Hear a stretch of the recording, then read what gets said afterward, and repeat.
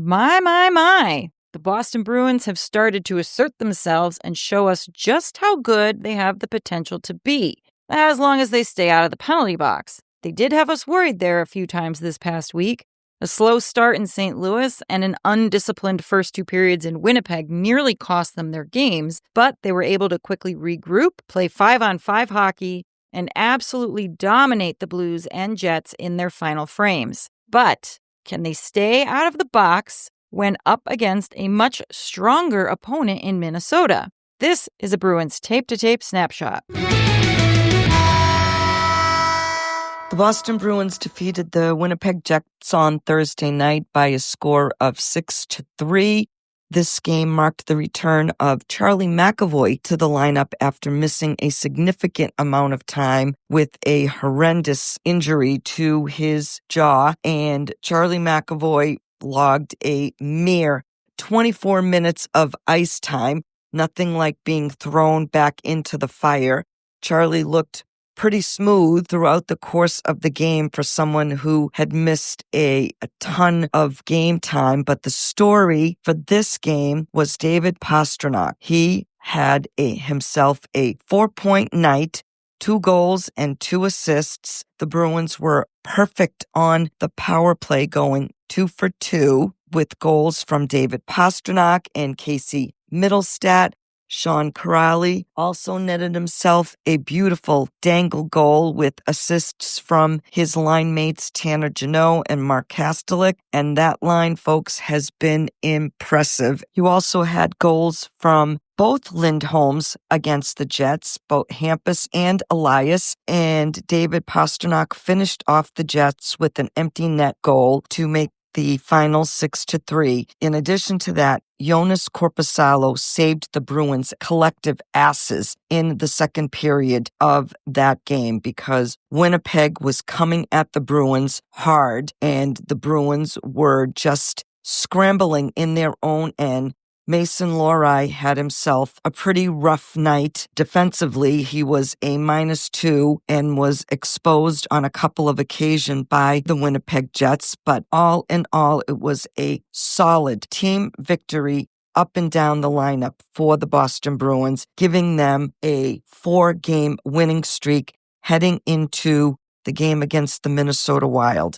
However, this game came at a bit of a cost for the Bruins in that both Victor Arvidsson and Jonathan Aspero left the game in the first period and did not return. Hopefully, these are not going to be long-term injuries, as Arvidsson just recently came back into the lineup, and we know that the Bruins do need their full complement of players in order to be successful and competitive. In addition to David Pastrnak taking sole possession of 4th all-time in Bruins history for goals, Morgan Geekie had a career night, grabbing his 100th career point. It's of course wild to think that he only just hit that mark, but remember, up until this past January, he was hardly getting the minutes to get those points, let alone be in a position to be earning multiple points per night. Another fun fact for you all, thanks to Ty Anderson for putting this together, the Bruins are now 10-2-0 this season when they have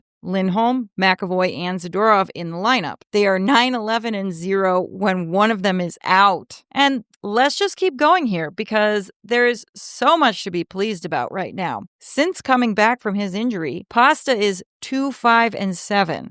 That's 2 goals, 5 assists for 7 points in just 2 games. This team has the ability to steamroll opponents just so long as they stay out of the box. So why were these last 2 games important points to grab? Because they're going to play Minnesota on Sunday. And the Wild have surprised a lot of people by turning around a rough starting season into one that is an absolute wagon. And if they weren't in the same division as Colorado and Dallas, they'd surely be atop in their divisional standings. But all 3 of these teams are making it pretty hard fairly early in the season for any other Central Division team to have any kind of a chance. The Wild have gone into overtime 11 times this season, which sounds like a lot because A, it kind of is, although Vegas and LA both have 13 overtime games, and B, Boston has only gone into OT 6 times. To Boston's benefit, the Wild play the Senators in between now and Sunday. And even better, they have Boston in the second game of a back-to-back. So the Bruins will be rested, ready, and waiting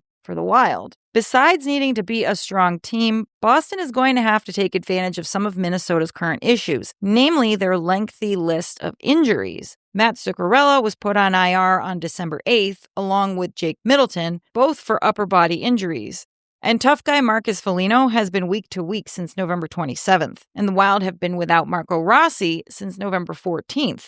Although he did take a morning skate on December 11th, but he was deemed still not ready. So why are the Wild in such a good spot right now? Well, their goalie, for one. Philip Gustafsson has done a tremendous job taking over the starting goalie role in recent years and seems to finally have hit his stride. 20 games in, and he has a 9 GSAX and a .907 save percentage, and holds a very nice 2.64 goals against average. Swayman has been just a touch better with his save percentage at .913, and roughly the same with his goals against at 2.67. Where Swayman has been blowing him out of the water, along with nearly everyone else, has been his GSAX, which is second in the league at 19.4.